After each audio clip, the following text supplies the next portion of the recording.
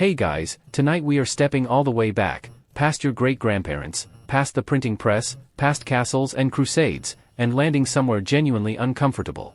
We are spending a full day, sunrise to midnight, inside the life of a medieval peasant. And I don't mean a romanticized, Hollywood-lit version where everyone has clean faces and the fields glow golden at magic hour. I mean the real thing, the mud, the ache, the smell, the faith, the surprising warmth, and the crushing weight of a life lived entirely at the mercy of weather, lords, and luck. You probably won't survive this, and honestly, statistically speaking, neither would most people who tried. But you are here, tucked in, and that already puts you ahead of about 90% of the medieval population on any given night. So, before you get comfortable, take a moment to like the video and subscribe, but only if you genuinely enjoy what I do here.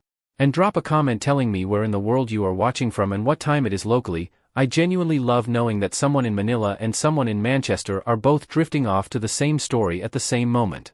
That never gets old to me. Now, dim the lights, maybe turn on a fan for that soft background hum, and let's ease into tonight's journey together. It is not yet dawn. The sky outside, if you could see it through the single, unglazed gap that passes for a window in your one-room home, is the color of a bruise healing. Not black anymore, not gray yet. That uncertain, liminal dark that exists only in the final hour before sunrise, when the world seems to be holding its breath. And you are already awake. Not because you want to be. Not because some internal clock gently nudged you into consciousness the way a good night's sleep is supposed to work. You are awake because you are cold in a way that has weight to it, a cold that has settled into your joints and decided to stay. You are lying, and lying is a generous word for what is happening, on a straw pallet on a packed earth floor. The straw underneath you was fresh maybe 3 weeks ago. Now it is compressed and faintly damp and carrying the biographical history of every person and animal that has slept on it since. Because yes, the animals are in here too. In a structure historians call a longhouse, or sometimes a byrehouse, the family's most valuable livestock, the cow, the pig if you have one, maybe a few chickens, share the interior space, separated from the human sleeping area by a low partition or sometimes nothing at all. This is not a failure of civilization. This is a feature. The body heat of animals is real, measurable warmth, and in a northern European winter, that warmth is the difference between waking up and not. You share this pallet with at least one other person. Probably more. Your spouse, almost certainly. 1 or 2 children pressed against you like small radiators. Perhaps an elderly parent who has moved in because the alternative is unthinkable.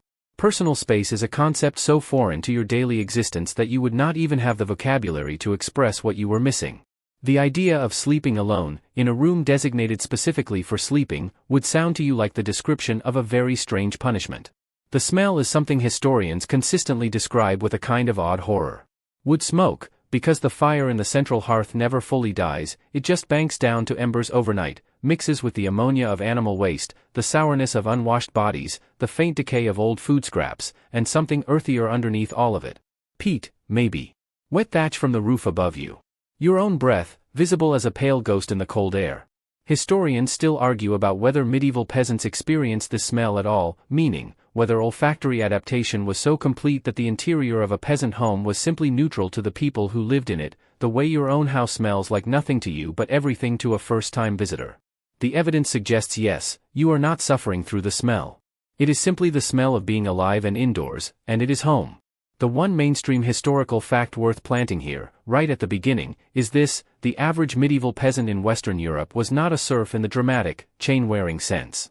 By the High Middle Ages, roughly the 11th through 13th centuries, where we are spending our day, the legal status of peasants was a complicated spectrum. Many were villains, technically bound to the land but with customary rights, hereditary plots, and an elaborate set of local legal protections that lords violated at their own social peril. Your life is hard, but you are not simply property. You are a person with obligations running in multiple directions, to your lord, to your community, to your church, and to the land itself. And here is your quirky tidbit for this section, because we are starting as we mean to go on. Archaeologists excavating medieval peasant homes in England have found evidence of small clay figurines and bundled herbs tucked into the walls and beneath threshold stones, charms against bad luck, evil spirits, and specifically against the theft of milk from cows by supernatural means. You live in a world where magic is not metaphor. It is infrastructure. And so even before the sun comes up, as you lie there in the dark listening to the cow shift its weight on the other side of the partition, there is a whole invisible architecture of belief holding your world together. Every smoke-stained rafter, every bundle of dried rosemary above the door, it all means something. You know what it means. And right now, in the last dark before dawn, that meaning is the only warmth that costs nothing. You do not get up so much as you unpeel yourself from the pallet. It is a slow, negotiated process, your body filing formal complaints with each movement, your joints registering their dissatisfaction with the temperature, the hardness of the floor beneath the straw, the angle at which you have been lying for the past several hours. Your back aches in a way that feels structural, like something has shifted in the night and not shifted back. This is not unusual. This is Tuesday. Or Wednesday. The day of the week is, genuinely, not your primary concern right now. The first thing you do, before prayer, before food, before tending the animals, is something so human and so universal that it connects you directly across 8 centuries to every person reading this in their warm bed tonight. You need to use the toilet. And this is where the morning makes its first truly serious demands on your willpower, because the toilet is outside. It is always outside. It is outside in the dark, in the cold, in whatever the weather has decided to do overnight, and it is not the kind of structure that rewards hesitation or squeamishness.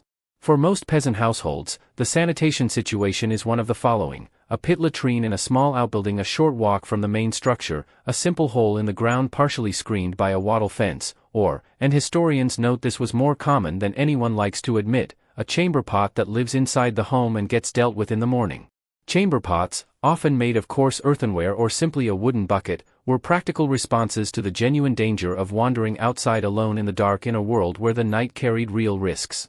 Wolves were not entirely mythological in rural medieval Europe. Neither were human threats. The dark between your door and the latrine pit was not always empty. You choose the outside option this morning because the weather seems manageable, cold, yes, but dry. You pull something over your sleeping clothes, which are themselves not dramatically different from your waking clothes.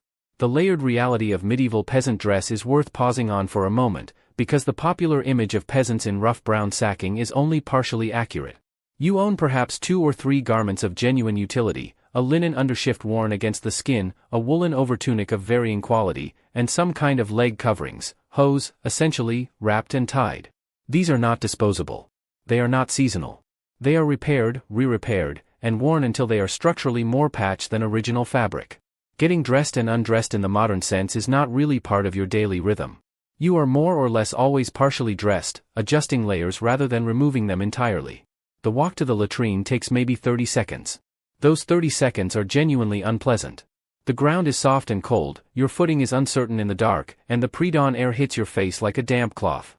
The latrine itself is, let's be generous, functional. It is a hole. It has a wooden seat of some kind, probably, because even medieval peasants had opinions about comfort. The smell is significant. You do not linger. Historians still argue about the extent to which medieval peasants understood the connection between sanitation and disease, specifically, whether the practice of locating latrines and middens downhill or downwind from wells and water sources was conscious public health knowledge or simply accumulated practical wisdom passed between generations without any germ theory framework attached to it. The evidence from village archaeology, particularly from well-documented English sites like Warham Percy, a deserted medieval village that has been extensively excavated, suggests that there was more spatial planning in peasant settlement than we once assumed. People noticed, even if they could not explain, that certain arrangements kept people healthier. Your morning hygiene beyond the latrine visit is minimal but not entirely absent, and this is where we should gently push back against the popular image of the universally filthy medieval peasant. You wash your hands and face. You do this not only for comfort but because cleanliness, particularly of the hands and face, was explicitly valued in medieval culture, connected to both practical decency and religious virtue.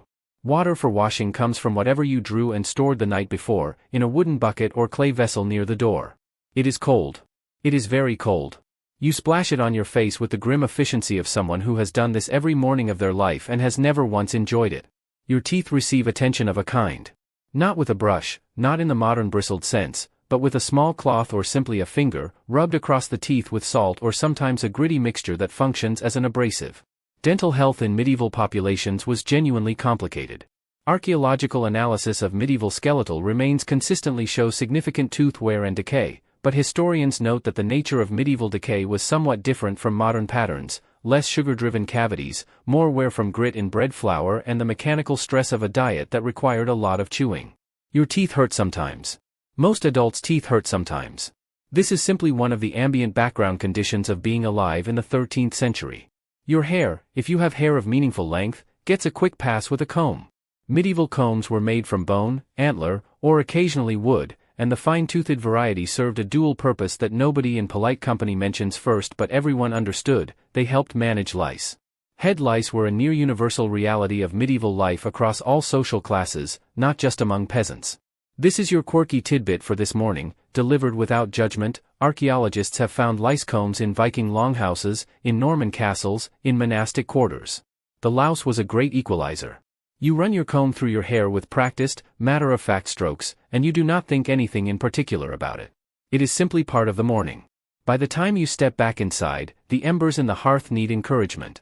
You crouch beside them, blow gently, add a handful of the dried material you keep specifically for this purpose, thin sticks, dried moss, whatever catches easily, and coax the fire back to life.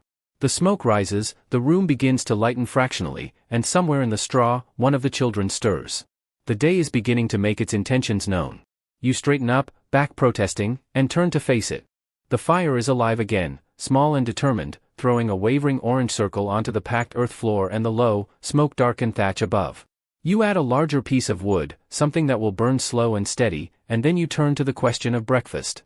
And here is where the morning delivers its second reality check: quieter than the cold but just as consistent. There is not much. There is almost never much.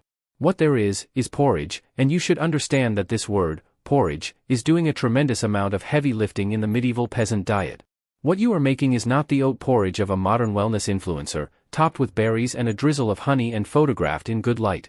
What you are making is a thick, gray, grain-based paste cooked over an open fire in a ceramic or iron pot that has never been fully clean, in water that may or may not have been drawn fresh this morning, seasoned with essentially nothing except whatever herbs you dried last autumn and hung from the rafters, and even those are running low by February, which is roughly where we find ourselves this particular morning.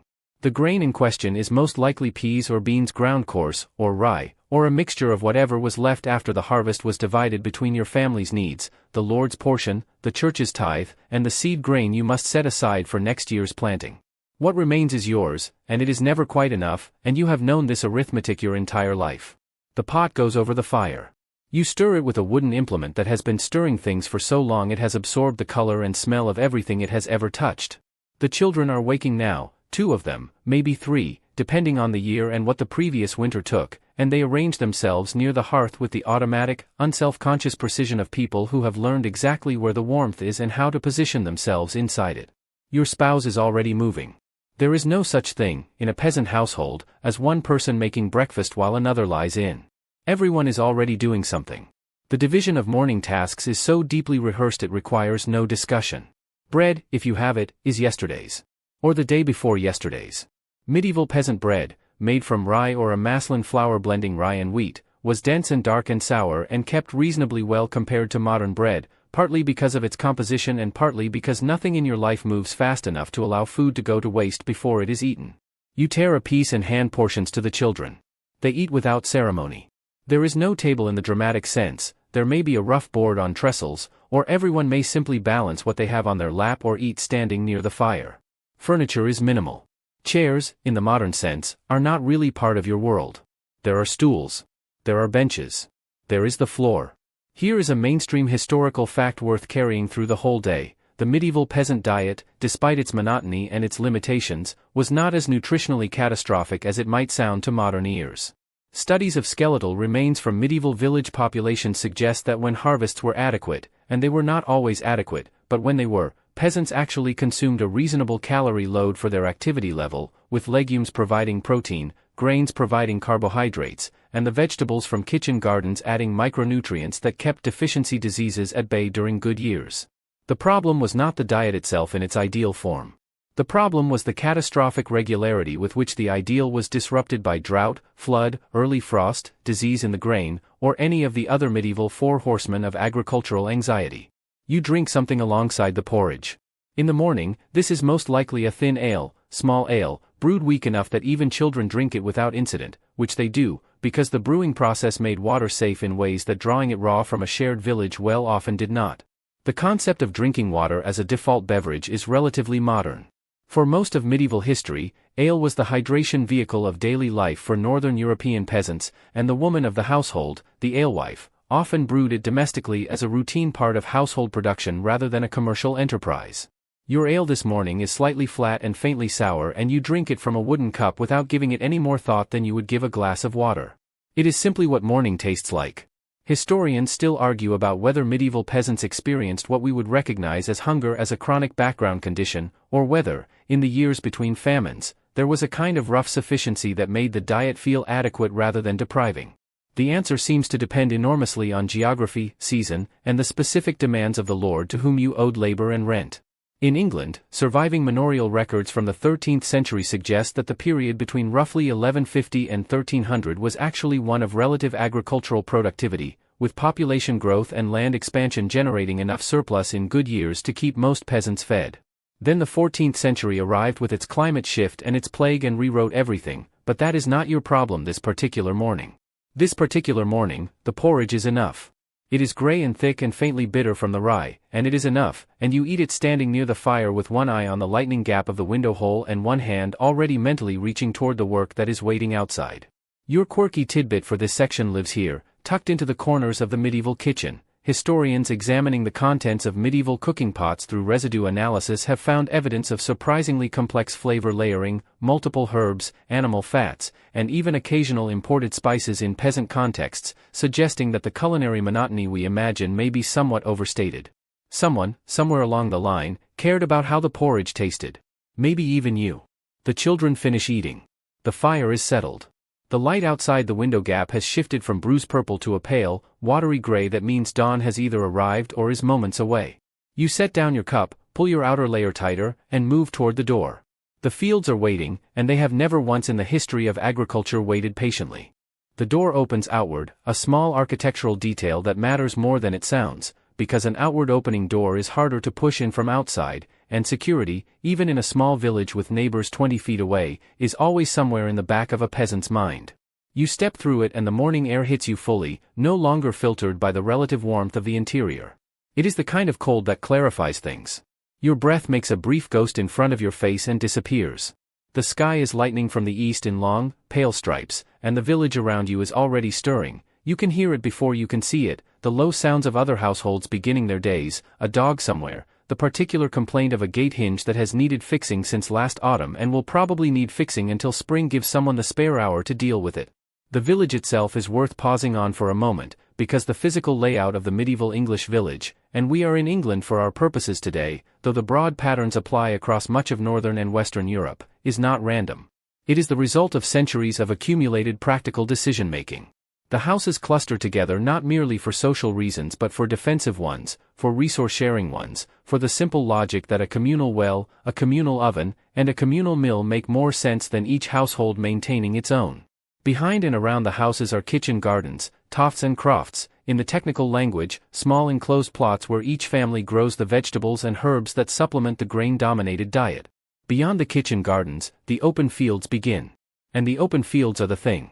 They are the organizing fact of your entire agricultural existence, and understanding them is understanding your day.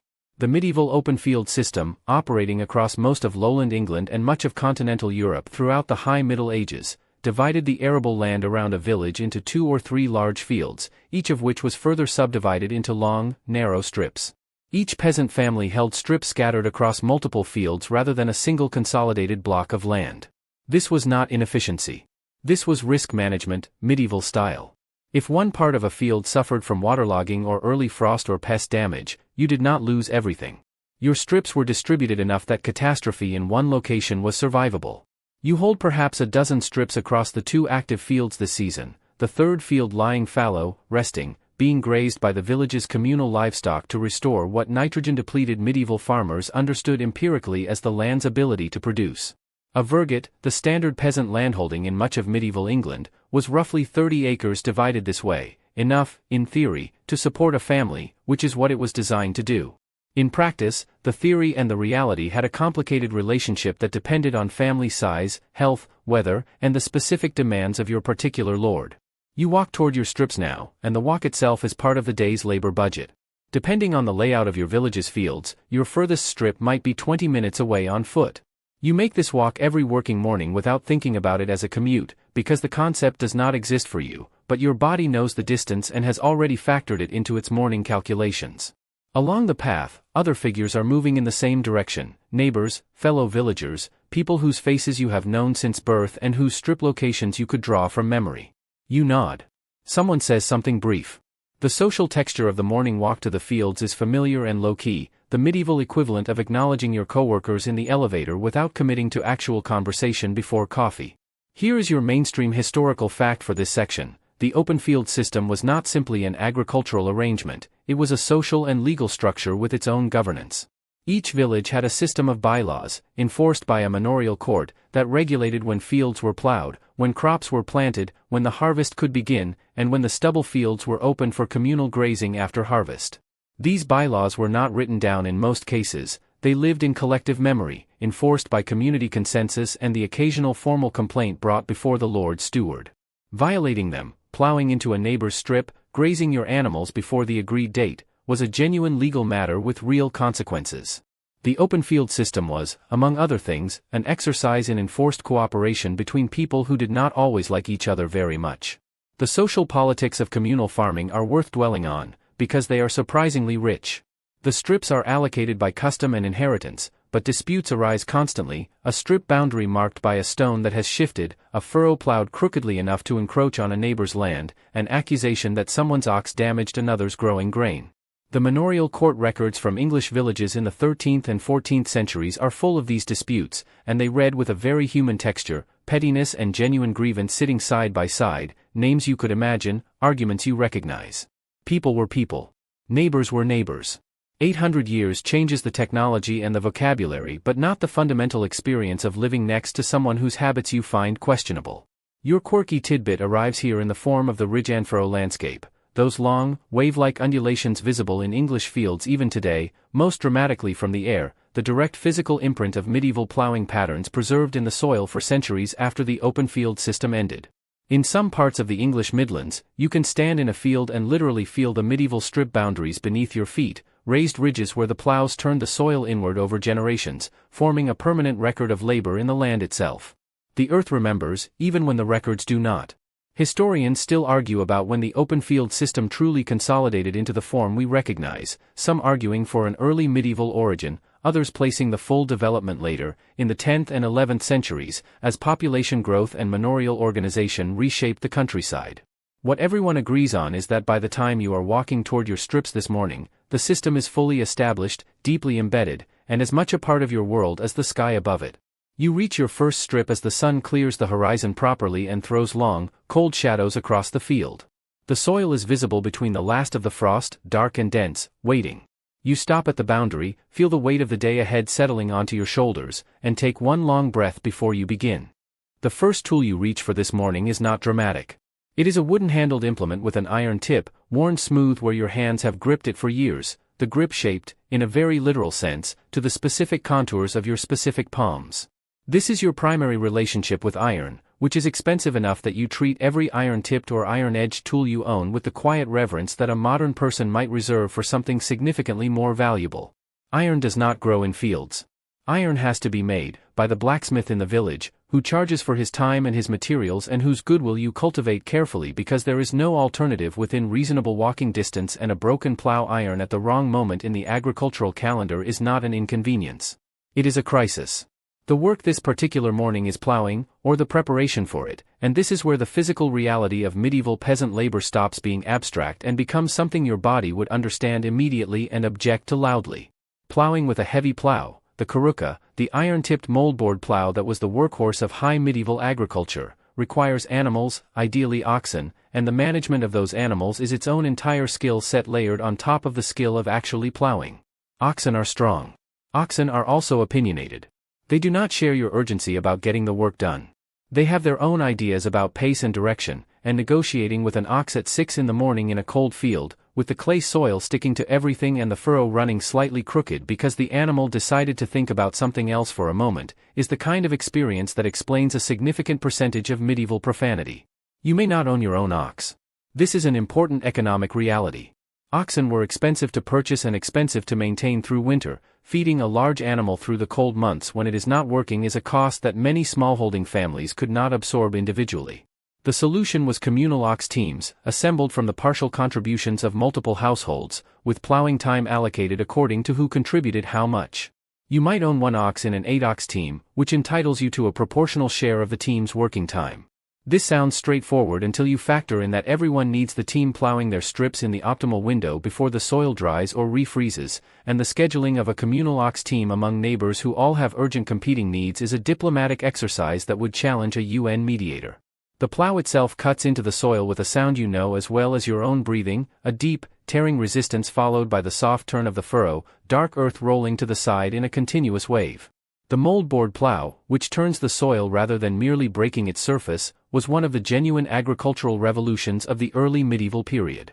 Historians still argue about the precise timeline of its adoption across different regions of Europe, but its effect on agricultural productivity in the heavy clay soils of northern Europe was transformative. It allowed cultivation of land that the lighter scratch plows of the ancient world could not effectively work, and it is one of the reasons that the population of medieval Europe was able to expand as dramatically as it did between the 9th and 13th centuries.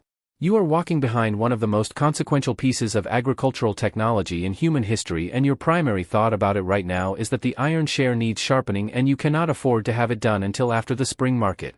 You walk behind the plow. This is not a metaphor. You literally walk behind it, guiding it, managing the animals, maintaining the line of the furrow through a combination of physical pressure on the handles and vocal instruction to the oxen, commands that are specific, traditional, and passed down with the same fidelity as prayers. The length of a standard strip was designed around the distance an ox team could plow before needing to turn and rest, roughly 220 yards, which gave us the word furlong, meaning furlong. An acre was originally defined as the amount of land a man with an ox team could plow in a single day. These words are still in our language. You are the reason they exist. Your quirky tidbit for this section lives in the archaeology of medieval field systems. Researchers analyzing fossilized pollen and soil samples from medieval plows oil have found evidence of what they call plowing stress in the bones of medieval oxen, specific patterns of skeletal wear that indicate animals were being worked at or beyond their physical limits during peak agricultural seasons. The oxen, in other words, felt the same spring urgency that you feel. Their bodies recorded it. Everyone was being pushed to the edge of what they could sustain, human and animal alike, by the relentless biological clock of the growing season. The rhythm of plowing is hypnotic in a way that you would not describe in those terms but that your body recognizes. There is a pace to it, the slow, steady progress down the strip, the turn at the headland, the walk back up the adjacent furrow, that imposes its own time signature on the morning. Your mind does not wander exactly, because the work requires constant attention, but it settles into a kind of alert quiet, a state where your hands and feet are fully occupied and your thoughts run at a low, steady background frequency. You think about the soil's texture. You think about whether the weather is going to hold. You think, briefly and without drama, about everything that needs doing today and tomorrow and next week, running the agricultural calendar in your head the way someone else might run a to-do list. The sun climbs. Your back registers its objections formally and continuously. The ox on the left is being difficult. The furrow is running true. You curse once, quietly, at nothing in particular, and then you say something that is half prayer and half apology to the field itself, because the boundary between agriculture and supplication is not clearly drawn in your world, and you have never seen a reason to draw it. Somewhere around mid-morning, the sun now a pale coin sitting low in the sky, giving light without any meaningful warmth, you stop plowing your own strips. Not because you are finished. You are not finished. You will not be finished with your own strips for several more days, depending on the weather and the ox team's availability and the dozen small emergencies that insert themselves into any agricultural week without asking permission. You stop plowing your own strips because this morning, a portion of your time does not belong to you. It belongs to the Lord. And the Lord's fields do not care about your schedule. This is corvée labor, and it is one of the defining economic realities of your existence. As a villain, the most common legal category of medieval peasant in 13th century England, you owe your lord a specified number of days of work per week on his domain, the portion of the manor's land that the lord farms directly for his own profit rather than allocating to tenant peasants. The exact number of days varies by manor, by season, by the specific terms of your holding as recorded in the manorial rolls, and by the time of year, because labor obligations typically intensified during plowing season and harvest when the lord's own agricultural needs were most acute. 2 or 3 days per week was common. During harvest, it could be more. The lord's crops came first, and the legal and social machinery of the manor existed partly to ensure that this principle was enforced. You make your way to the domain strips, which are larger and better maintained than your own. The lord has more resources to put into his land, more labor to call upon, and the simple advantage that his fields receive the collective effort of the entire village's obligated workforce during critical agricultural windows. The reeve, the lord's farm manager and the man responsible for organizing and supervising obligated labor, is already there when you arrive. The reeve is one of the most important figures in your daily life, and your relationship with him is layered with a complexity that a simple employer-employee framing does not capture. He is one of your own, usually a villager elected or appointed from among the peasant community, but he serves the lord's interests, and he knows it, and you know it, and the tension between those two facts lives in every interaction you have with him. You take your place among the other villagers already working the domain strips and fall into the rhythm of collective labor, which has a different texture from working your own land. When you plow your own strips, the urgency is personal and internal. When you plow the lord's land, the urgency is external and monitored. The reeve watches. The work is the same, your muscles do not know the difference between corvée and personal labor, but something in your head knows, and it produces a low, chronic resentment that you do not examine too directly because examining it does not change anything and costs you energy you cannot spare. Historians still argue about whether corvée labor was experienced by medieval peasants primarily as oppression or primarily as a normalized economic exchange that felt legitimate within its own cultural framework, the peasant providing labor in exchange for the lord's theoretical protection, legal arbitration, and the use of the lord's mill, oven, and other infrastructure that the village depended on. The truth is almost certainly both, simultaneously, and the weight of each probably shifted with circumstances. When the harvest was good and the lord was fair and the reeve was reasonable, the arrangement had a kind of working logic. When the harvest was bad and the lord increased demands and the reeve was a man who enjoyed his small authority too much, the arrangement felt like what it also always was, a system designed by people with power to extract value from people without it. The lord himself is largely absent from your daily experience in the physical sense. You might see him once or twice a year, at the manorial court, or during the harvest when he rode out to observe the reaping of his grain. He lived in a manor house that was, by your standards, incomprehensibly large and comfortable, but by the standards of the high nobility was itself modest. The lord of a small English manor was not a powerful baron or a great magnate. He was a local landowner with a handful of villages under his authority, managing his estates through agents and stewards, and his relationship to you was primarily economic. You were a unit of agricultural production in his accounting, and he was an unavoidable structural feature of your world in yours. Your quirky tidbit for this section is wonderfully specific, surviving manorial account rolls from 13th-century English estates, documents like the detailed records kept at Bolton Priory in Yorkshire or the Winchester Bishopric estates, reveal that lords were sometimes required to provide food and drink to peasants performing corvée labor. Customary meals provided during obligated work days are recorded in these accounts, and they were apparently a matter of genuine local expectation. Peasants knew what they were owed, and lords who failed to provide the customary ale and bread during harvest boon work risked genuine resentment and passive resistance in the form of work that was technically present but mysteriously unproductive. Even within a system of obligation, there were negotiations happening. The work on the domain strips this morning is plowing, same as your own land, and your body does not distinguish between the two, but your mind maintains the account carefully. Every furrow you turn in the Lord's field is a furrow you are not turning in your own. The agricultural calendar is not elastic. The window for spring plowing is not a suggestion. The soil will be ready for seed when it is ready, and if your own strips are not plowed by then, you will plant late, and late planting means reduced yield, and reduced yield means a winter that arrives before your grain stores are adequate to meet it. The mathematics of this anxiety runs constantly in the background of your morning, not as panic but as a low, persistent pressure behind everything else, the medieval peasant's version of a notification you cannot dismiss. You plow. The reeve watches. The sun moves. Your own strips wait. The sun has reached its highest point, which, in a northern European late winter or early spring, is not very high at all, just a pale smear of light sitting apologetically above the southern horizon as if it knows it is not doing its best work. By the position of that light and the particular quality of the cold, which has shifted from the sharp, biting cold of early morning to something slightly softer and damper that means the temperature has technically risen without anything feeling warmer, you know it is midday. Not because you own a clock. You do not own a clock. The mechanical clock is either just arriving in your world or not yet arrived, depending on exactly when in the 13th century we have placed ourselves, and even if one existed in the nearest town, it would have no bearing on your daily timekeeping. You tell time the way your grandparents told time and their grandparents before them, by the sun, by the church bell if your village is within earshot of one, by the rhythm of hunger in your body, which is a remarkably reliable instrument. Hunger says it is time to stop. So you stop. The midday break, called none in the ecclesiastical framework that structures your day, from the Latin for the 9th hour, though the timing has drifted in practice to what we would call noon, is theoretically a rest. In the way that many things in your life are theoretically something generous and practically something more complicated, the midday break is rest in the sense that you are no longer actively plowing. Everything else continues.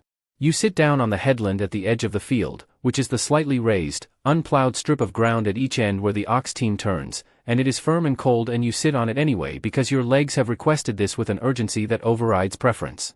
Food comes out of whatever you brought with you from the house this morning, a cloth bundle, a small basket, a leather bag worn soft with use.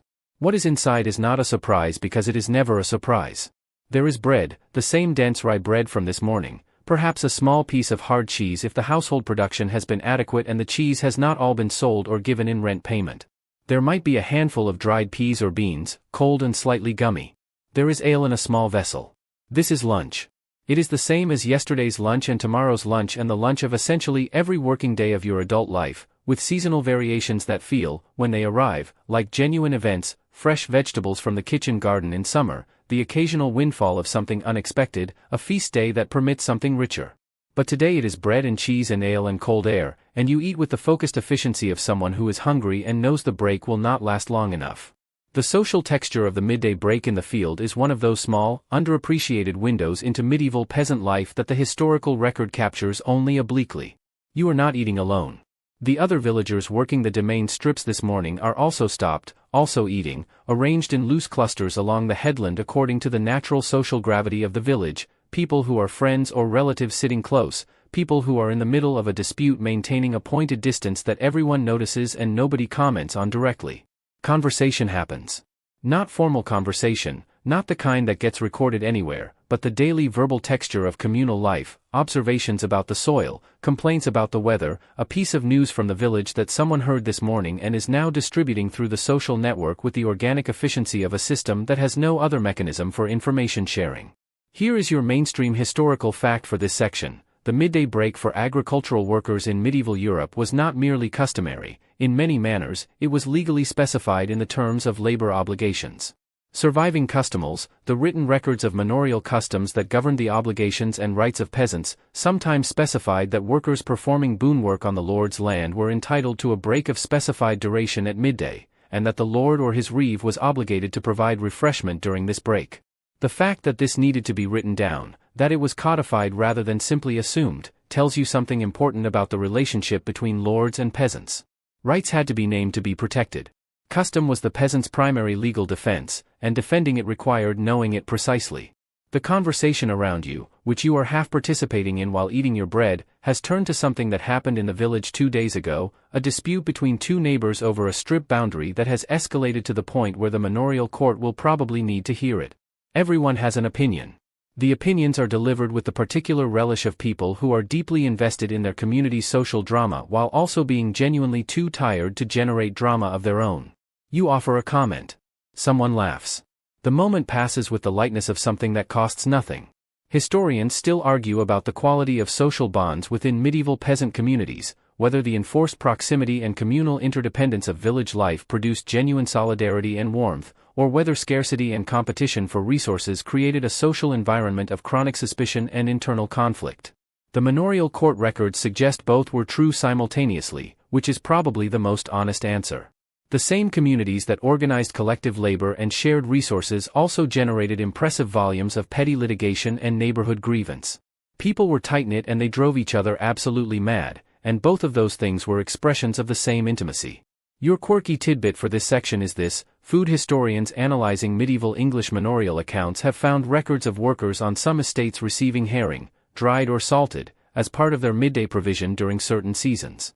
Herring was cheap, calorie-dense, and storable, which made it a practical solution to feeding large numbers of laborers efficiently. Some scholars have suggested that the medieval English peasant's relationship with preserved fish was so fundamental to the seasonal diet that its sudden absence during periods of disruption would have been noticed and resented more acutely than almost any other dietary change. You would not describe yourself as a herring person. But you would notice if the herring stopped. The break ends the way breaks always end, not with a formal signal but with the gradual reassembly of bodies from their resting positions, the adjustment of clothing, the wordless collective acknowledgement that the pause has run its course. You stand up, your legs making their opinion known, and you look at the domain strips still waiting. The afternoon is beginning to make its claims. The afternoon has a different quality from the morning, and your body knows this before your mind has fully articulated it. The morning's labor was carried on the back of whatever energy the porridge and the ale provided, supplemented by the cold, which has a clarifying effect on human alertness that functions almost like enthusiasm until it stops working. The afternoon runs on something else, on habit, on obligation, on the deep muscular memory of work that has been performed so many times that the body can maintain it without requiring the mind's full participation. This is not laziness. This is a sophisticated adaptation. You have learned, over years of days exactly like this one, how to work hard while spending as little cognitive energy as possible, reserving what remains for the decisions that actually require it. You return to the domain strips after the midday break and the plowing continues.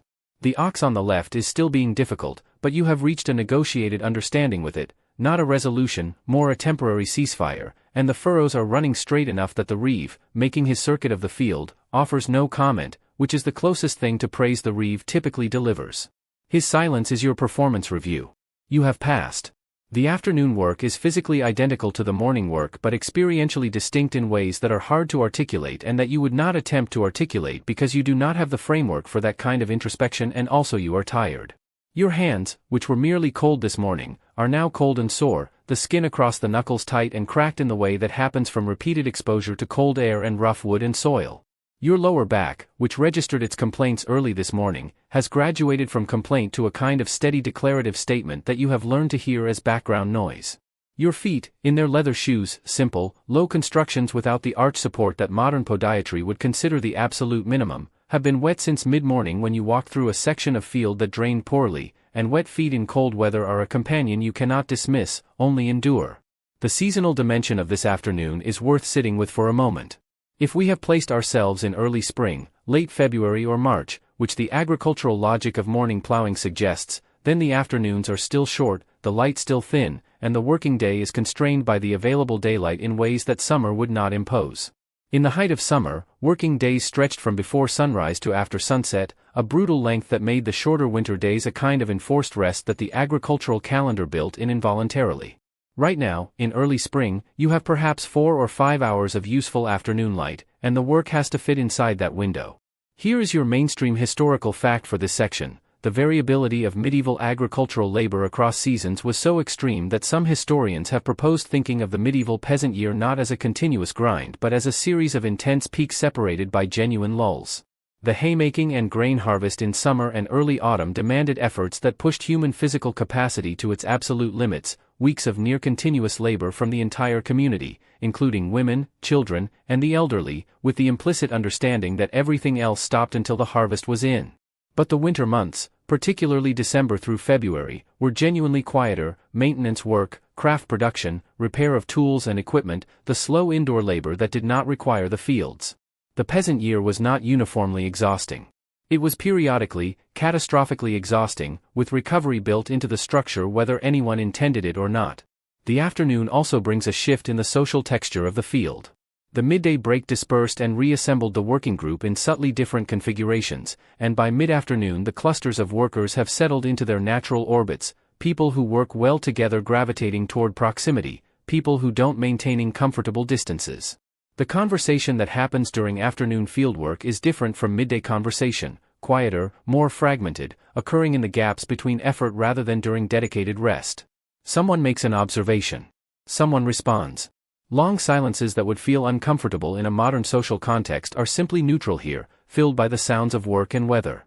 Your quirky tidbit for this section arrives from an unexpected direction. Bioarchaeological analysis of skeletal remains from medieval English village cemeteries, including the extensively studied population from the village of Warham Percy, has revealed patterns of physical stress and injury that map directly onto the demands of agricultural labor. Compressed and degenerated spinal vertebrae, healed fractures in the arms and hands consistent with tool use and animal handling, and specific patterns of joint wear in the hips and knees consistent with years of walking on uneven terrain while carrying loads. Your skeleton, if examined 8 centuries from now, would be readable as a document of your working life. Every furrow you have ever plowed has left its annotation in your bones. The light is beginning its early retreat when you finish the last furrow assigned to you on the domain strips. The Reeve notes this in whatever mental accounting he maintains and releases you without ceremony. You are not thanked. Gratitude is not the currency of this transaction. You have fulfilled an obligation, and its fulfillment is its own acknowledgement, the way paying a bill is not thanked but simply recorded. Historians still argue about the long-term psychological effects of living within a system of labor obligations that offered no opt-out, whether the normalization of corvée created what some scholars have called a culture of resigned compliance, or whether the complex web of customary rights and community solidarity meant that peasants experienced their obligations within a framework that felt, if not fair, then at least mutually understood and therefore bearable. What the court records suggest is that peasants pushed back, constantly and creatively, through strategic slowness, through appeals to custom, through formal legal complaint when the obligations exceeded what custom permitted. Resignation was never the whole story. Neither was revolution. The reality lived somewhere in the productive, exhausting middle. You turn away from the domain strips and begin the walk back toward your own. There are still hours before dark. Your own land is still waiting with the patience of something that has no choice but to wait. Your back makes its ongoing statement. The sky to the west has taken on the first faint color of late afternoon, a diluted orange that promises nothing about tomorrow's weather and delivers it anyway. You walk. While you have been walking behind the plow since dawn, managing oxen and navigating the social diplomacy of communal field labor and absorbing the Reeves' pointed silences, someone else has been doing more. Not different work. More work. The woman of your household, your wife, let us say, though the structure applies to any woman running a peasant household in this period, has been running a parallel day that intersects with yours at the edges but occupies an entirely separate operational universe, and that universe has no finish line built into it anywhere. Your day ends when the light fails and the field releases you. Hers does not end. It transitions. She was up before you. This is not a romantic detail, it is a logistical one. The fire needed to be encouraged before the household could function, and the animals needed their first attention before anyone ate, and the water situation needed assessing, and all of this happened in the gray pre-dawn while you were still negotiating with your joints about the morning's agenda. By the time you ate your porridge and walked to the fields, she had already completed what would count as a full morning's work in any reasonable accounting system, and the day was only just beginning. The work of a medieval peasant woman is one of those historical subjects that spent a long time being summarized as domestic labor in a tone that made it sound supplementary, the supporting act to the main performance of male agricultural work. Historians have spent the last several decades dismantling this framing with some vigor, and the picture that emerges is of a workload that was not merely equivalent to male agricultural labor but in many ways more complex, because it required managing multiple simultaneous demands rather than concentrating on a single primary task. You plow. She spins while watching the child while stirring the pot while keeping track of the cheese aging on the shelf while mentally calculating whether the grain stores will last until the next market day. These are not comparable activities in terms of cognitive load, and the comparison does not favor the person holding the plow. The spinning is constant. This is not an exaggeration for dramatic effect, it is a literal description of the textile economics of a medieval peasant household. Cloth was expensive. Thread was the input that made cloth possible. Thread came from spinning raw fiber, wool from your sheep if you had them, flax if you grew it, whatever fiber was available and affordable, and spinning was done with a hand spindle or, if your household was prosperous enough, a spindle wheel, during every available moment that the hands were not occupied with something that required both of them. Walking between tasks, sitting by the fire, waiting for something to finish cooking, the spindle was always in motion. The word spinster, which carried no social judgment in its original medieval usage, simply meant a woman who spins, which meant essentially every woman, all the time, as a baseline condition of female existence rather than a specific occupation. Historians still argue about the extent to which textile production within peasant households represented genuine economic contribution versus subsistence necessity, that is, whether the cloth produced by a peasant woman spinning and weaving should be understood as household consumption that saved cash expenditure, or as a productive surplus that entered the market economy and contributed meaningfully to household income. The evidence suggests both were true depending on the household's specific situation, and that in many cases the sale of thread or cloth at local markets represented one of the few cash income streams available to peasant families outside of agricultural surplus. The children are part of her mourning in a way they are not part of yours. Medieval childhood was not the protected, developmental phase that modern Western culture constructs it as. Children were economic participants in the household from the moment they were physically capable of contributing, which arrived early. By 5 or 6, a child could be assigned tasks, watching younger siblings, scaring birds from newly sown fields, gathering fuel, fetching water, tending small animals. By 10 or 12, a child's labor contribution was meaningful enough to be factored into the household's working calculations. Your wife manages this workforce, assigning tasks, monitoring their execution, redirecting when necessary, while simultaneously executing her own labor. The management overhead of running a household with young children while also performing the full range of productive domestic tasks is a workload that the historical record consistently undervalues because it produced no documents, no account rolls, no court records. It simply happened, every day, without acknowledgement or pause. Your quirky tidbit for this section lives in the archaeology of medieval peasant interiors. Excavations of medieval English peasant homes have found disproportionately high concentrations of spindle whorls, the small weighted discs that gave hand spindles their momentum, near hearth areas, suggesting that women spun while tending fires and cooking, integrating the two activities spatially and temporally in exactly the way the historical logic predicts. The spindle whorl is one of the most commonly recovered small finds from medieval domestic contexts. Each one is a small material witness to hours of invisible labor, dropped or lost or simply left behind when a household was abandoned, waiting in the soil for someone to find it and understand what it meant. The animals require her attention across the day in ways that do not fit neatly into a single morning or evening block. The cow, if you have one, needs milking twice, morning and evening, and the milk needs to be processed before it spoils, turned into butter or cheese through labor-intensive processes that cannot be deferred. Chickens need feeding and their eggs need collecting. If there are pigs, they need to be managed with the creative containment strategies that pigs have been defeating since their domestication. The kitchen garden, when the season permits, needs weeding and tending. The herbs need drying at the right moment. The ale needs monitoring at whatever stage of production it has reached.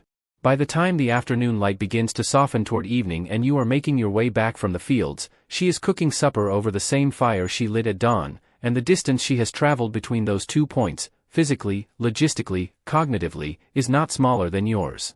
It is differently shaped and largely invisible, and this invisibility is, historians have argued, not an accident of documentation but a structural feature of the social order that the documentation reflects. You do not walk directly home from the fields. Not today. There is a stop to make, not a planned stop exactly, more an inevitable one, the kind that village life manufactures without requiring anyone to schedule it. The path from the domain strips back toward your house passes within speaking distance of the blacksmith's, and you have been meaning to ask about the plow iron for 3 days, and the blacksmith is visible through the open front of his forge, which means he is working and therefore available, which means this is the moment. You alter your course by about 15 degrees and the stop becomes the thing it was always going to be. The village, understood as a social organism rather than a physical arrangement of buildings, is most legible in these transitional moments, the late afternoon when the day's primary labor is winding down and people are moving between tasks, passing each other on the narrow paths between houses and garden plots, stopping for the brief transactional conversations that carry the village's social and practical information from one household to another. The medieval village was small enough that everyone knew everyone, and this intimacy created a social environment of remarkable density. Nothing was private in the modern sense, every household's circumstances were known in rough outline by every other household, and the web of mutual knowledge, mutual obligation, and mutual surveillance was both the village's greatest strength and its most suffocating feature, depending on the moment and your relationship to it. The blacksmith is a significant figure in your world, and not only for the obvious reason that he makes and repairs the iron tools without which your agricultural life would collapse. He occupies a particular social position, skilled, necessary, slightly set apart. His work involves fire and transformation in ways that carried symbolic weight in the medieval imagination, and the smithy as a place had an informal social function as a gathering point where men in transit stopped, warmed themselves if the season warranted it, exchanged information, and conducted the kind of low-stakes social business that kept community relationships maintained and lubricated. You stop at the forge's edge and your conversation with the blacksmith follows the pattern of 1,000 previous conversations, a word about the plow iron, a response about timing and cost, a brief exchange about something else, the weather or the disputed strip boundary or whatever piece of village news is currently in circulation. The cost of having the iron resharpened is not nothing. Iron work costs money or its equivalent in kind, and your household's cash economy is thin enough that every expenditure requires conscious decision. You negotiate, or rather you engage in the kind of price discussion that is less negotiation than mutual acknowledgement of existing custom. What this work costs is roughly known in advance, because it always costs roughly the same, because the blacksmith's prices are constrained by what the community can afford and by the social expectation that essential craftsmen serve the community at rates that are fair rather than purely profit-maximizing. This is not altruism. It is the economics of a community where the blacksmith needs to eat food grown by the people whose tools he fixes, and everyone understands this chain. Here is your mainstream historical fact for this section. The medieval village economy operated on what historians call an embedded economy, meaning that economic transactions were not separate from social relationships but embedded within them, shaped by obligation, custom, reciprocity, and community expectation rather than purely by supply and demand. The blacksmith did not charge what the market would bear in the modern sense. He charged what the community's customary framework defined as appropriate, and departing from that framework, charging too much, or refusing to serve a neighbor in need, carried social consequences that were more immediately pressing than any abstract profit calculation. The medieval market was a social institution as much as an economic one. You leave the blacksmith with an arrangement made for next week and continue toward home, but the stop at the forge has already generated 2 additional interactions: a neighbor who was also there and mentioned something about a communal task that needs organizing, and a boy who delivered a message from the miller about grain that is ready for collection. The village's information network is entirely person-to-person, entirely oral, entirely dependent on these accidental collisions of trajectory, and it works with a reliability that surprises people who assume oral cultures are informationally impoverished. Everyone knows what they need to know. The system is inefficient by modern standards and robust by its own. The priest's house is visible from the path you are taking, a structure only marginally better than your own, because the parish priest of a small rural church was not a wealthy man, often barely more economically comfortable than his parishioners, serving a church that might be a simple stone structure with a thatched roof and a single bell. Your relationship with the priest is another of those layered, complex things. He is the representative of an institution that demands a tithe, 1/10 of your agricultural produce, and enforces attendance at services and controls the sacraments that mark every significant moment of your life from baptism to burial. He is also, quite possibly, a man you have known since childhood, whose personal quirks are familiar, whose occasional failings are known and quietly accommodated in the way that village communities accommodate the failings of people they cannot replace. Historians still argue about the quality of pastoral care available to medieval peasants, specifically about whether the rural parish priest of the 13th century was typically learned, devout, and genuinely spiritually engaged, or undereducated, economically stressed, and going through the liturgical motions with minimal inner content. The evidence from episcopal visitation records, reports filed when bishops made official inspections of parishes in their dioceses, suggests a wide spectrum, from priests of genuine learning and pastoral commitment to priests who could barely read the Latin they were required to recite and who maintained domestic arrangements that the Church officially prohibited. Your quirky tidbit for this section is genuinely charming. Archaeologists excavating medieval village sites have found evidence of what appear to be communal gathering areas, slightly more open spaces, sometimes with post holes suggesting temporary structures, near churches and crossroads that seem to have functioned as informal social spaces distinct from both the domestic interior and the working field. The village green, in other words, may have been a real social institution rather than a picturesque invention, a place where the community assembled not for work or worship but for the simple reason that humans in dense social groups generate a need for neutral shared space and will create it if it does not exist. You pass the church. You do not stop. The evening is making its approach felt in the quality of the light, which has shifted from the thin gold of late afternoon to something cooler and more horizontal, the shadows stretching long across the paths between houses. Home is close now.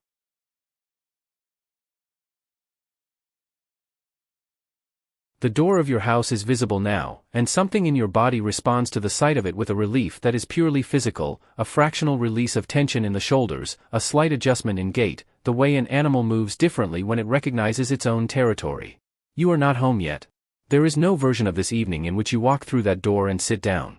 The evening chores are waiting with the same patient inevitability as the morning ones, arranged in a sequence that your life has rehearsed into automatic, and they begin before you cross the threshold. The animals come first. They always come first in the evening, because the animals cannot wait and because their welfare is not separate from your family's welfare, it is the same welfare, expressed through different bodies. The cow needs milking if your wife has not already done the evening milking, which she may have, depending on how the afternoon distributed itself. You check.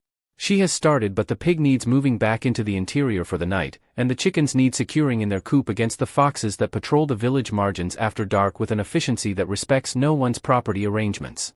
You do these things with the automatic competence of someone for whom animal husbandry is not a skill set but simply an ambient feature of consciousness. You know what the cow's expression means, you know the pig's behavioral vocabulary, you know the specific quality of chicken alarm that means fox versus the quality that means nothing in particular. The water situation requires attention. Your household's water comes from the village well, a shared resource that is one of the genuine communal infrastructural achievements of the medieval village, maintained collectively and governed by the same customary rules that govern the fields. The well is not immediately outside your door, nothing convenient is ever immediately outside your door, and the evening water run means carrying a wooden bucket or ceramic jug to the well and back, a task that falls to whoever is available and that has been falling to various members of your household throughout the day as supplies depleted. Tonight it is you, because the bucket by the door is empty and your wife is managing supper and the children are occupied with tasks whose completion you are monitoring with peripheral attention. The walk to the well in the early evening is a social experience in miniature. Other households are doing the same thing. The evening water run is one of those daily rhythms that synchronizes across the village, bringing people to the same place at the same time with the reliable regularity of a scheduled meeting that nobody scheduled. You exchange a few words with a neighbor at the well. The conversation is brief and practical: the weather, the fields, a piece of news about a family 2 houses down. You fill the bucket, manage the weight of it on the return walk, and arrive back at your door with the particular satisfaction of a task completed that will need to be completed again tomorrow and every day until you die, which is not the kind of satisfaction that appears in stories but is the kind that structures a life. The homestead itself needs a kind of daily maintenance that is invisible until it is not done. The thatch above your head is your primary protection against the weather, and thatch requires constant monitoring. A loose section can become a leak can become a structural problem, and the cost of major roof repair is not something your household budget absorbs easily. You make a circuit of the exterior in the fading light, checking what can be checked, noting what needs attention, mentally adding items to the list of repairs that the slightly longer days of spring will permit you to address. A section of the wattle fencing around the kitchen garden needs reinforcement where something, probably the pig, has been investigating its structural integrity. You make a temporary fix with whatever material is at hand, because temporary fixes are how most things get done, and some of them last years. Here is your mainstream historical fact for this section: the maintenance demands of a medieval peasant holding were continuous and cumulative in a way that made falling behind genuinely dangerous. Thatched roofs needed partial rethatching every few years and complete replacement every decade or so, depending on the quality of the thatch material and the climate. Wattle and daub walls, woven sticks plastered with a mixture of clay, dung, and straw, required regular patching as the daub dried, cracked, and fell away. The wooden structural elements of the house needed monitoring for rot. The drainage ditches around the house and garden needed clearing to prevent waterlogging. Surviving manorial records show that lords sometimes provided building materials for peasant home repairs, timber, thatch, as part of the customary arrangement governing the holding, which suggests that maintaining peasant housing was understood as a shared concern rather than purely the individual household's problem. Your quirky tidbit for this section comes from experimental archaeology, the discipline of recreating historical tools, structures, and techniques to understand them better. Researchers who have built and lived in reconstructed medieval peasant longhouses have reported that the most consistently underestimated demand of medieval domestic life was not cooking or agricultural labor but water management, the sheer volume of water required for cooking, drinking, animal care, and basic hygiene, and the physical effort of moving that volume by hand over distances that modern water infrastructure has made entirely invisible. One experimental archaeology project calculated that a medieval peasant household required the manual transport of several hundred liters of water per week, a physical labor investment that modern life has outsourced so completely that we have lost even the memory of its weight. Historians still argue about the degree to which medieval peasants experienced their constant maintenance labor as burden versus simply as the texture of existence, whether there was a subjective experience of relentlessness, or whether the integration of maintenance into daily rhythm made it feel less like a separate category of work and more like breathing. The answer is probably that both framings are true at different moments, that on good days the evening chores were simply what evenings contained, and on bad days, when you were sick or injured or exhausted beyond the normal threshold, they were a weight that pressed down with a specific and personal gravity. The light is nearly gone. The sky to the west holds a thin line of color that will be dark in minutes. The animals are secured. The water is carried. The fence is patched. You stand at your door for a moment in the cooling air, looking at the village settling into its night posture, the fires visible as orange glows through window gaps, the sounds shifting from the daytime register of work and movement to the quieter evening register of households turning inward. You take one more breath of the outside air, which smells of wood smoke and damp earth and the specific cold of a day that has decided it is finished. Then you go inside. The interior of your house receives you with the particular warmth of a space that has been occupied and heated all day, not comfortable warmth by any standard you would recognize if transported forward 8 centuries, but warmth that is real and meaningful after the cold of the fields and the evening chores, warmth that has a smell and a weight to it. The fire in the central hearth is the room's sun, its organizing principle, the thing around which everything else arranges itself. Your wife has built it up for the evening, adding larger pieces of wood that will burn slow and steady through supper and into the first part of the night, and the light it throws is orange and unsteady and makes everything in the room, the low rafters, the hanging bundles of dried herbs, the sleeping forms of children already down, the ceramic pots arranged near the heat, look as if it exists in a different kind of time than the daylight world outside. Supper is being finished. The smell that reaches you as you settle onto a stool near the fire is the smell that has been building all afternoon. Something cooked in the iron pot, a pottage that is the medieval peasant's primary evening meal and one of the great underappreciated culinary institutions of the pre-modern world. Pottage is, at its most basic, a thick soup or stew of whatever is available, grain, dried legumes, whatever vegetables the kitchen garden produced and preserved, herbs, occasionally a small amount of meat or fat for flavor if the household situation permits. It is not exciting. It is not supposed to be exciting. It is supposed to be hot, filling, and reproducible from whatever the season and the pantry provide, and in this it succeeds every evening with the quiet reliability of something designed through centuries of practical necessity rather than culinary ambition. You eat from a bowl, wooden, more likely than ceramic at this economic level, with a spoon that is also wooden and has been in the household longer than some of your children. There is no fork. The fork, as a personal dining implement, is a luxury item in this period, found in aristocratic contexts and not yet descended to the peasant table. You eat with spoon and fingers and the piece of bread that serves as both food and an edible scooping implement, and the efficiency of this system is genuine. Everything gets eaten. Nothing is wasted. The bread that has absorbed the pottage's liquid is arguably the best part of the meal, and you eat it last with the focused attention it deserves. Your mainstream historical fact for this section is worth dwelling on, because it reframes something. Historians analyzing the caloric content of medieval peasant pottage recipes reconstructed from contemporary sources have found that a well-made pottage, with adequate legumes for protein, grain for carbohydrates, and fat for caloric density, could deliver a surprisingly substantial meal. The problem was not the food itself but the consistency of its ingredients. In good years, pottage was nutritionally adequate and filling. In bad years, when the legume stores were depleted and the grain was running short before the next harvest, pottage became primarily water with symbolic additions, and the gap between those two versions of the same dish mapped directly onto the gap between a viable winter and a dangerous one. The hearth is doing more than cooking tonight. It is the room's light source, its heat source, and its social center simultaneously, a single point of energy around which the entire household's evening life orbits. You sit close to it because the rest of the room, beyond its immediate radius, is cold in the way that stone and earth floors and thin walls make inevitable. The fire's light does not reach the corners of the room, and the corners are dark in a way that is simply accepted rather than addressed, because candles and rushlight, the peasant household's alternative to firelight, are expenses that are rationed carefully. Tallow candles were made from animal fat and cost labor and material to produce. Rushlights, rushes soaked in fat and dried, were cheaper but dim and short-lived. You use them when you need them and not otherwise. The relaxation that follows supper, and relaxation is the right word, though it sits in an interesting relationship with the evening's remaining tasks, has a quality that is genuinely distinct from any other moment in the day. The primary labor is finished. The animals are secure. The household is fed. The fire is burning. For a period whose length depends on how tired everyone is and how much energy remains after the day's accounting, there is time that belongs to no specific obligation, and this time is small and irregular and deeply valued in the way that only people who have very little of it can value it. What happens in this time is various and human. Your wife continues spinning, the spindle never truly rests, but her posture has shifted, the urgency gone, the movement meditative rather than effortful. You mend something, probably. A piece of harness leather, a section of basket weaving that has come loose, whatever small repair task has been accumulating on the mental list of things to do when sitting still becomes possible.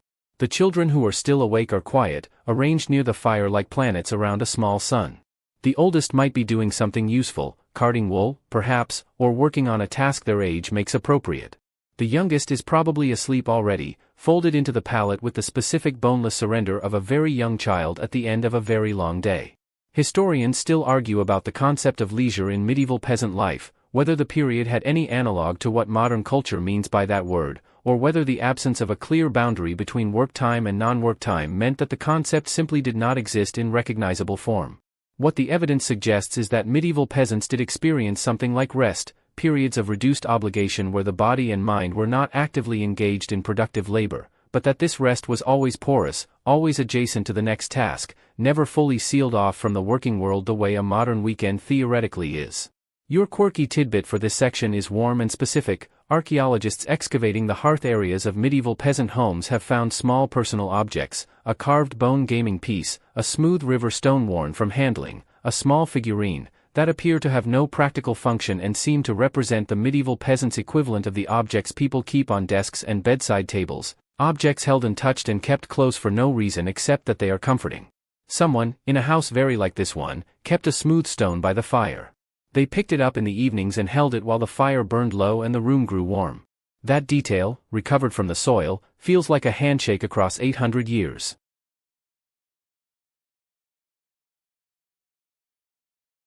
The fire has burned down from its upper height to something lower and more contemplative, still giving heat, still giving light, but with a slower pulse now, the flames reduced to a steady orange glow that breathes rather than leaps.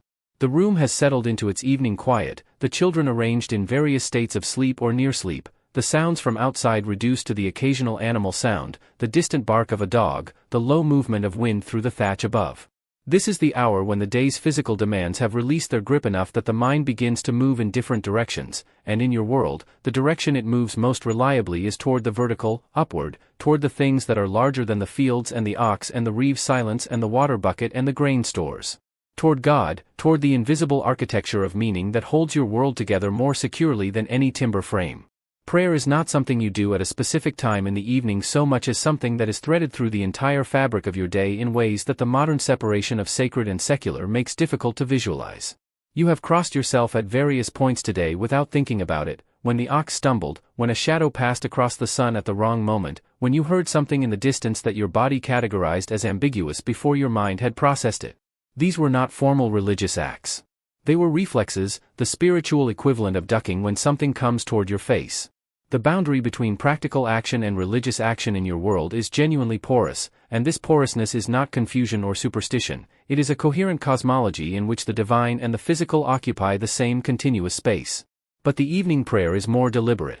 You and your wife say something, not necessarily the elaborate formal prayers of monastic life, which require literacy and leisure that you do not have, but the Ave Maria, the Pater Noster, perhaps a credo if your priest has been diligent about teaching it, said in a Latin that you have memorized phonetically without necessarily understanding every word, the way you might memorize a song in a language you do not speak. The meaning is carried by the intention rather than the comprehension, and the Church, for all its theological complexity, generally accepted this arrangement in pastoral practice. Your prayer is genuine. The words are not fully understood. Both of these things are true simultaneously, and they do not cancel each other out. Here is your mainstream historical fact for this section. The Fourth Lateran Council of 1215, one of the most significant ecclesiastical gatherings of the medieval period, mandated that all Christians confess their sins to a priest at least once a year and receive communion at Easter. This requirement, which sounds minimal by modern standards, was actually a significant expansion of the Church's direct engagement with lay religious life, and it came with an accompanying push to improve the quality of parish priests' pastoral education so that they could actually hear confessions and provide spiritual guidance to their congregations. The Council's decrees represented an attempt to extend the Church's doctrinal reach down to the level of individual peasant households, and their uneven implementation across the following century tells you a great deal about the gap between ecclesiastical intention and rural reality. The Church's grip on your psychological world is real and comprehensive, but it is not the grip of fear alone. This is a simplification that popular history loves and that medievalists have spent decades complicating. Yes, hell is real to you. Yes, purgatory is real to you, and the fear of dying in unconfessed sin carries a genuine weight that no secular modern equivalent quite captures. But heaven is also real to you, and the saints are real to you, and the saints are not distant theological abstractions, They are specific, named, characterized presences with their own personalities and areas of specialization, more like a network of powerful contacts than a theological concept.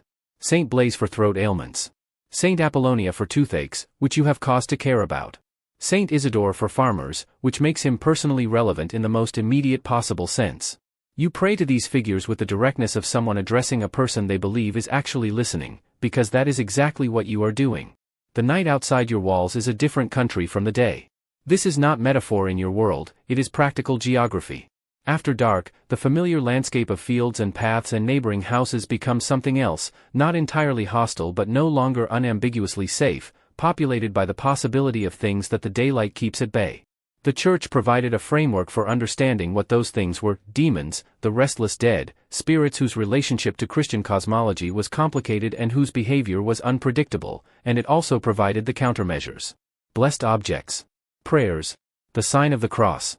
The bundle of herbs above the door whose sacred and practical functions overlap without contradiction. Historians still argue about the precise character of medieval popular religion, specifically about whether the blend of Orthodox Christian practice and older folk belief that characterized peasant religious life should be understood as a coherent synthesis, a persistent paganism incompletely Christianized, or something else entirely that neither category fully captures. The evidence from church court records, from pastoral literature, from the occasional window into peasant religious thought that survives in indirect sources, suggests a lived religion that was genuinely, thoroughly Christian in its self-understanding while incorporating practices and beliefs that official theology did not endorse and could not fully suppress. You are not a secret pagan. You are also not a theologian. You are a person who prays to God and to the saints and who also makes sure the charm bundle above the door is secure before going to sleep, and you experience no contradiction in this. Your quirky tidbit for this section lives in the realm of medieval dream belief. Theologians and peasants alike in the medieval period took dreams seriously as potential communications from the divine or the demonic, and there was an entire literature of dream interpretation, oniromancy, that filtered down from learned contexts into popular culture. The Church's official position was cautious: dreams might be divine messages, or they might be diabolical deceptions, or they might be merely the residue of the day's experiences and the body's humors. Peasants navigated this ambiguity with the pragmatic flexibility that characterizes their approach to most things. A disturbing dream was worth noting, worth mentioning to the priest if it seemed significant, worth perhaps taking some protective action against if it felt threatening. The night spoke, and you listened carefully, and you tried to understand what it was saying.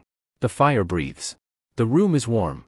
Outside, the dark presses softly against the walls, and the world beyond them is enormous and largely unknowable, full of God and saints and the possibility of less friendly presences, and you sit in the small orange circle of your fire, and the smallness of that circle is not frightening. It is the right size. The fire has settled into its nighttime configuration, lower, steadier, no longer performing but simply persisting, doing the minimum necessary work of keeping the room survivable while the household makes its transition toward sleep. Most of the children are down now, folded into the communal pallet with that absolute physical commitment to unconsciousness that only the very young and the very tired can achieve. One remains awake, the oldest, perhaps 9 or 10, old enough to stay up past the little ones but not old enough to entirely suppress the heaviness behind the eyes that the day has installed.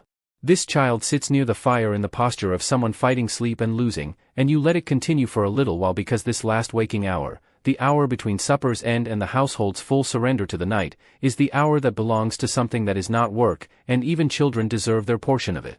What happens in this hour has left almost no documentary trace, which is one of the reasons historians find it so interesting to speculate about and so difficult to reconstruct with confidence. The things people do in the private, unmonitored, unrecorded hours of their domestic evenings do not generate account rolls or court records or ecclesiastical reports. They generate nothing except the doing of them, and then they are gone. What we can piece together from indirect sources, from the occasional description in pastoral literature of what peasants should not be doing in the evenings, from the rare ethnographic glimpse in a chronicle or a saint's life, from comparative evidence drawn from later folk traditions whose roots reach back into the medieval period, suggests an evening hour that was more textured and more alive than the grinding exhaustion of the day might lead you to expect. There are stories. This is almost certainly true, in the way that very few things about the medieval peasant interior are almost certainly true. Storytelling in an oral culture is not entertainment in the modern sense of a discretionary activity you choose among alternatives. It is the primary technology for transmitting knowledge, values, history, humor, and the accumulated practical wisdom of the community across generations, and it happens in the evenings because that is when people are still and together and not immediately occupied with something else. The stories you tell and hear are not written down. They exist in the telling, and each telling reshapes them slightly, and the version you know is the version your parents knew modified by everything that has happened since, and the version your children will know will be yours modified by everything that happens to them. The content of these stories ranges across a spectrum that would be immediately recognizable to anyone who has ever told a child a bedtime story, heroes and monsters, cautionary tales about the consequences of pride and greed and disobedience, funny stories about foolish characters who make the mistakes that everyone is tempted to make, stories that encode practical knowledge about the natural world in narrative form. There are also ghost stories, because the medieval world is full of the restless dead and the night is the right time for them, and the line between entertainment and genuine warning is not clearly drawn. You are not telling ghost stories to frighten the children. You are telling them so that the children know what to do if they meet one, which is a different kind of parenting than modern risk management but entirely coherent within its own framework. Here is your mainstream historical fact for this section. Musicologists and historians of medieval popular culture have established that secular music, songs, ballads, instrumental pieces performed on simple instruments, was a significant part of peasant evening life, and that the repertoire of songs in circulation in medieval villages was large, varied, and constantly evolving. The Church periodically expressed concern about certain categories of secular song: love songs, songs with explicit content, songs associated with pre-Christian seasonal celebrations, which tells us that these songs existed and were popular enough to warrant official attention. You probably sing. Not professionally, not self-consciously, but the way people in oral musical cultures sing, as a natural expressive activity that requires no particular skill to participate in and that serves social and emotional functions that silence cannot serve. Your quirky tidbit for this section arrives from an unexpected source: medieval church penitentials, manuals written to guide priests in assigning appropriate penances during confession, contain lists of activities that required confession and penance, and these lists include specific references to games of chance, drinking games, and various forms of physical horseplay that apparently occurred in peasant domestic contexts during evening hours. The fact that these activities appear in confession manuals tells you they were common enough to generate pastoral concern, and the pastoral concern tells you they were genuinely enjoyed. Peasants gambled with dice made from bone. They played games that involved physical competition and probably a lot of noise. The evening, at least some evenings, was not solemn. Historians still argue about whether the concept of childhood as a distinct developmental phase existed in the medieval period. The old argument, most associated with Philippe Aries, that medieval people did not recognize childhood as a separate stage and treated children as small adults, has been substantially revised by subsequent scholarship, which has found evidence of toys, games, and age-specific treatment that suggest medieval adults did recognize and respond to the particular nature of childhood. The child by the fire tonight, losing the battle with sleep in increments, is not treated as a small adult. They are treated as a child who has worked and eaten and prayed and who is now doing the thing that children do at the end of a long day, which is slowly, inevitably, beautifully falling asleep despite every intention to the contrary. You watch it happen. The head drooping, the correction, the droop again. Your wife catches your eye across the fire and something passes between you, not words, just the shared acknowledgement of the small, repeating comedy of a child fighting sleep and losing. It is a moment that requires no historical context to understand. It is a moment that could happen in any century, in any house, beside any fire, between any two people who have made a life together and know without speaking what the other is seeing. You carry the child to the pallet. The child does not fully wake. You settle them into the warmth of the sleeping bodies already there, and the child folds back into unconsciousness with the same absolute commitment as before, and the pallet receives them, and the night receives the pallet, and the last waking hour is almost done.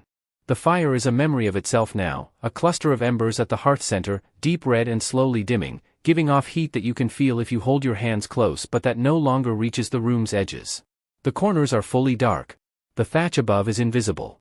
The room has become, in the absence of adequate light, a space defined entirely by warmth and sound rather than by its visible dimensions, and this reduction, from a place you can see to a place you can only feel and hear, is the nightly transformation that marks the formal boundary between the day's world and the night's. You have crossed this boundary thousands of times. It still has a quality to it, a shift in the texture of consciousness, that you notice even when you are too tired to examine it.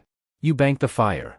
This is the last deliberate act of the day, a careful arrangement of the remaining embers, covered with ash to slow their consumption, arranged to survive the night without attention and be revivable in the morning with the minimum expenditure of effort and material.